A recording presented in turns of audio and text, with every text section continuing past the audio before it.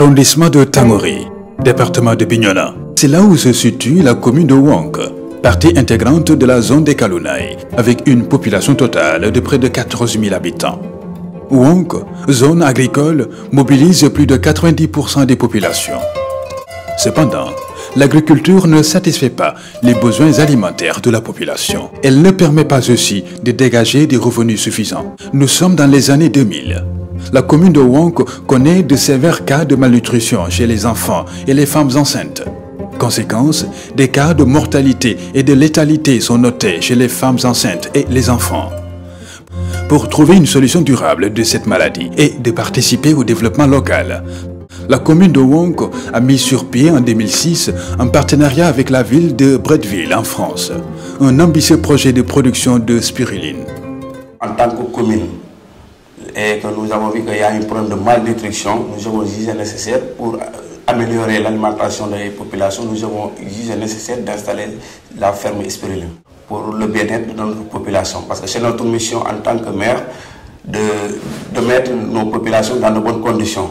La fabrication de la spiruline consiste à recueillir la souche dans le centre de recherche de Bambey, puis la cultiver dans les bassins construits par les partenaires de Bretteville. En fait, la spiruline est une algue verte invisible à l'œil nu qui se développe dans l'eau. Son procédé de fabrication est un art fort bien maîtrisé par les gestionnaires de la ferme. Il y a 5 bassins, mais le bassin là c'est 44 mètres carrés, le bain prend 8900 litres. C'est-à-dire que 8900 litres et que tu as 3125 milieux de spiruline concentrée qui est au niveau de 3, là que tu vas injecter les 3125 litres aux 8900 litres, ça te fait 10 000 et quelques litres. C'est comme ça qu'on procède. Et puis vous allez aussi suivre le bassin en ajoutant. Il faut ajouter, c'est-à-dire qu'il ne faut pas laisser la spiruline. Si vous ne l'ajoutez pas, ça ne se déconcerte pas, ça reste toujours intact.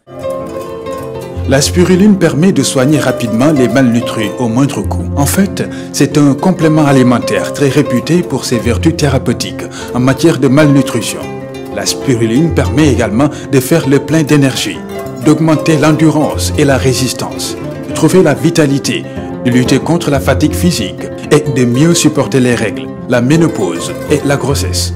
Il y a tous les éléments nécessaires dont l'organisme a besoin.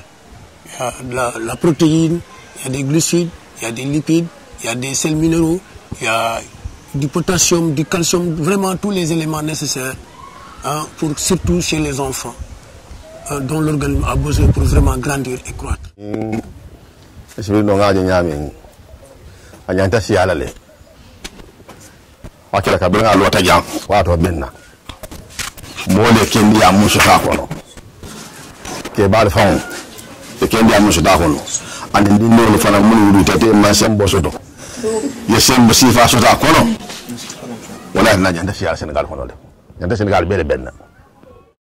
pourquoi les produits sont mis à la disposition des ICP qui la prescrivent désormais aux patients atteints de malnutrition au prix symbolique de 700 francs. L'aspirine, bala muy ñëw amna xalé yo xamanteni dañuy xiiboon waye bu l'aspirine bi ñëwoon bañu placer ko ci hôpital bi bu joxé xalé nga toggu nga def ko ci xalé bi day gëna am doole yaram ji day baax. Au niveau du Codex de Wonk, on a sollicité les partenaires pour le demander est-ce qu'il ne serait pas bon qu'on introduise cela dans les cantines scolaires. Et comme la spiruline aussi jouait un rôle important dans ce sens, au niveau des écoles, on a senti vraiment cette nécessité de pouvoir introduire cette spiruline-là, parce que ça nous permettrait aussi de réguler certains problèmes de santé. Les performances socio-économiques de cette pratique dépassent largement cette contrée. Désormais, la spiruline a une vocation régionale. Des partenariats sont noués avec la plupart des postes de santé de la région de Ziguinchor.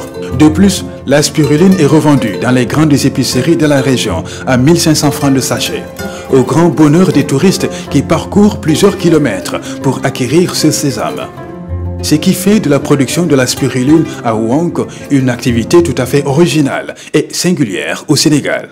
C'est un projet vraiment innovant parce que nous sommes les seuls quand nous avons démarré ce projet, à part le scénario de Bambey, il n'y en avait pas deux, c'est nous. Et nous avons produit et ça a impacté sur les gens. Le minimum, c'est la tonne à l'hectare, à l'année. La tonne à l'année. Bon, donc, si on pouvait avoir 2 tonnes, le minimum, donc ce qui pourrait nous donner un chiffre d'affaires de l'ordre de 140 millions. Donc c'est une masse financière importante, non seulement qui va motiver ceux qui travaillent là-dedans, mais également la commune vraiment devrait avoir des ressources vraiment pour son développement local. Fort de tout ce qui précède, il apparaît clairement que les vertus de la spiruline ne sont plus à démontrer. Et pour cause, l'Organisation des Nations Unies a reconnu la pertinence de la spiruline dans son agenda de développement durable. Toutefois, la commune devrait favoriser un approvisionnement correct en eau des populations de la commune afin de pérenniser cette expérience salutaire à plus de titres.